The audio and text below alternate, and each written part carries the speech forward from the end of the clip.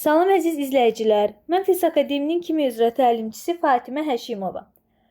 Bugün sizinlə kimyadan bir neçə sualın izahına nəzər yetirəcəyim.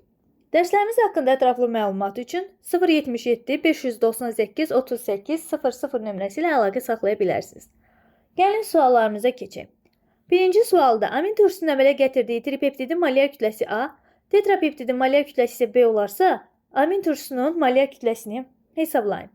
Tripeptidin əmələ gəlməsi üçün 3 amin turşusu reaksiyaya daxil olur.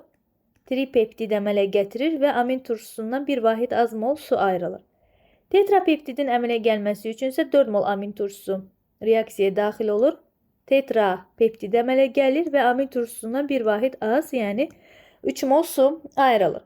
Tripeptidin kütləsi burada A qramdır, tetrapeptidin kütləsi B qramdır. Su da burada 2 vur 18, yəni 36 qram. Aşağıda isə 3 vur 18, yəni 54 qram olacaq. Amin turşusunun kütləsini, molyar kütləsini x ilə işarə etsək, 3x burada, 4x da burada olar. O zaman 3x bərabərdir A üzərinə gəl 36 və 4x bərabərdir B üzərinə gəlinsin 54 tənliklərini qurarıq. Tənliklər tərəf-tərəfə çıxsaq, x bərabər olar nəyə? B çıx A və üzərinə gəl 18. X yəni amin turşusunun molyar kütləsi, B çıx A üstə gəl 18 olacaq. B variantı sualımızda düzgün cavab olacaqdır. İkinci sualda amonyakın alınması reaksiyası verilib. Reaksiya üçün tarazlıq anında amonyakın qatlığı 0,4 mol bölünsün litrdir. Hidrogenin 30%-nin reaksiyaya daxil olduğunu nəzərə alaraq, onun başlanğıc qatlığını hesablayın. Deməli, gəlin əvvəlcə reaksiyamızı yazaq. Azotla, hidrogenlə əmələ gəlir 2 mol amonyak. Tarazlıq məsələlərində olmazsa olmazımız nə idi? Təbii ki, başlanğıc, tarazlıq və sərf olunma qatlıqları. Baxın, məlum olduğu kimi başlanğıc maddələrin tarazlıq qatlıqları onların reaksiya zamanı artıq qalan miqdardır. Reaksiya məhsullarının tarazlıq qatlıqları isə onun reaksiya zamanı əmələ gəldiyi miqdardır. Burada da reaksiya məhsulu, yəni amonyakın tarazlıq qatlığı 0,4 verilib. Deməli, 0,4 mol amonyak əmələ gəlib. 0,4. Bəs onda nə qədər deməli, azot və hidrogen sərf olunur? Görürük ki, 1 mol azota 2 mol amonyak əmələ gəlibsə, 0,4 mol amonyak əmələ gələndə artıq 0,2 mol azot sərf olunacaq. Həmçinin 3 mol hidrogenə 2 mol amonyak əmələ gəlibsə, 0,4 mol amonyak əmələ gəlibsə, bu zaman 0,6 mol hidrogen sərf olunar. Daha doğrusu 0,6 mol bölünsün litr. Çünki qatlıqdan söhbət gedir. Bizdən nə istəyir?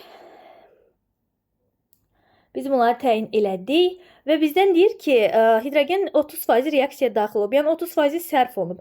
Sərf olunan miqdar nə qədərdir? 0,6 mol bölünsün litrdir. 0,6 mol bölünsün litr 30% olarsa 100%, yəni hidrogenin başlanğıc qatlığı nə qədərdir? Gəlin onu A ilə işarə edək.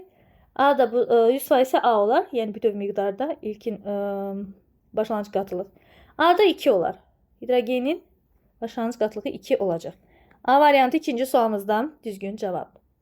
Üçüncü suala nəzər yetirək. Neçə qram kalsium duru sulfat turşusu ilə reaksiyasından 11,2 litr hidrogen qazı ayrılar. Kalsiumun üzərinə gəlirik. H2SO4-ün duru versiyası. Məlum olduğu kimi burada kalsium sulfat və hidrogen qazı ayrılacaq. Əmsallaşmaya ehtiyac yoxdur.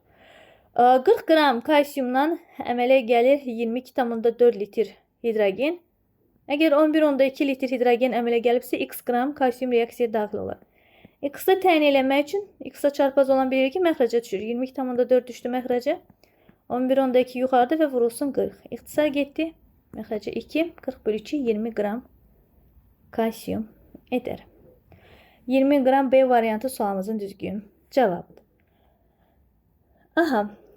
Bir daha qeyd etmək istəyirəm ki, dərslərimiz haqqında ətraflı məlumat üçün 077 598 38 00 nömrəsi ilə əlaqə saxlaya bilərsiniz. Növbəti izahlarda görüşənədək.